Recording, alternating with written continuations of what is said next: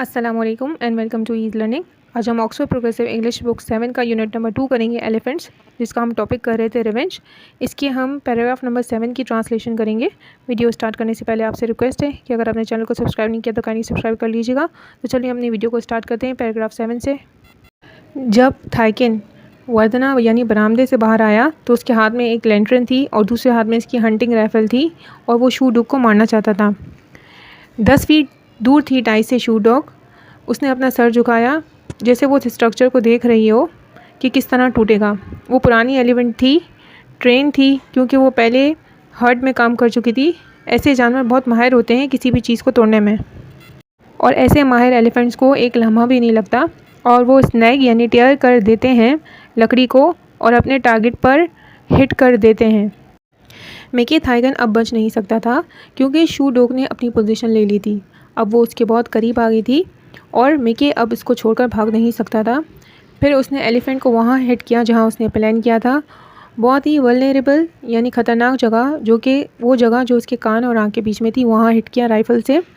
लेकिन शू डॉग ने अपनी मूवमेंट को कंटिन्यू किया। हालांकि उसको हिट हो गई थी, राइफ़ल से गोली लग गई थी, लेकिन उसने भी अपनी मूवमेंट को कंटिन्यू किया और आगे बढ़ी। हालांकि वो मर रही थी अपने पाँव पर। इसने मैके को वहाँ हिट किया जहाँ इसने प्लान किया था, यानी शू डॉग ने भी प्लान किया था मैके को जहाँ मारने का प्लान कर रही थी वहीं पर हिट किया, और वो जगह थी बीम के क्रॉस पॉइंट जहाँ पर जुड़े हुए थे। अब स्ट्रक्चर गिरते हुए दिख रहा था, साथ ही लकड़ी के लॉग्स और बीम्स भी गिर रहे थे, और रूफ़ जो है, थेटिज कहते हैं रूफ़ को, वो भी हवा में उड़ गई। मैके थाइगन अब ग्राउंड पे गिर चुका था, शू डॉग के सर के बिल्कुल सामने। शू डॉग ने खुद को टर्न किया और इस असिस्टेंट जो है अनप्लेजेंट बॉडी के सामने अपना फेस किया, अपने आप को टर्न किया। फिर आहिस्ता से अपना मरता हुआ जिस्म इसका वज़न इसको क्रश करने के लिए इसके ऊपर रखा, और अब इस खुद को रोल कर रहा था ताकि वो मज़ीद क्रश हो जाए। फिर मैंने नीचे छलांग लगाई सीढ़ी के ज़रिए और हेज़न ऑक ने मेरी मदद की, वो मेरे पीछे था। फिर हम भागे टाई की तरफ, यानी उस घर की तरफ जिसमें मिकी थाइगन रहता था, और मैं स्टम्बल यानी ट्रिप कर गया, गिर गया अंधेरे में, और मेरा मुंह मिट्टी में चला गया, यानी उसका फेस जो हो गया था वो मिट्टी से भर चुका था। हेज़न ऑक ने मेरी मदद की, मतलब वो मेरी हेल्प कर रहा था मुझे उठाने में। तो अब तब क्या हुआ, आसमान पर एक डार्ट नज़र आई लाइट के बीच में, और इसने अचानक मेरा हाथ छोड़ दिया और हिचकिचाते हुए यानी रुक रुक के बोलने लगा। ये क्या है? मैंने पूछा। तुमने देखा क्या?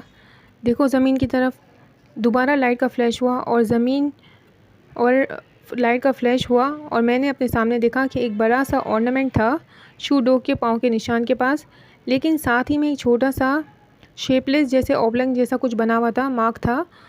मैंने पूछा वो क्या है? मैंने कहा वो मार्क किस चीज़ का है? ये इंसानी फुटप्रिंट का मार्क है, उसने जवाब दिया। होप आपको अच्छे से समझ आया होगा। इसकी क्वेश्चन आंसर बहुत लेंथी थे, इसलिए मैंने बहुत डिटेल में आपको एक्सप्लेन किया है ताकि आप क्वेश्चन आंसर इजीली कर सको। होप आपको अच्छे से समझ आया होगा। अगर आपको वीडियो अच्छी लगती है तो काइंडली लाइक करिए, शेयर करें और सब्सक्राइब का बटन ज़रूर प्रेस कर दीजिएगा। ओके, अल्लाह हाफ़िज़।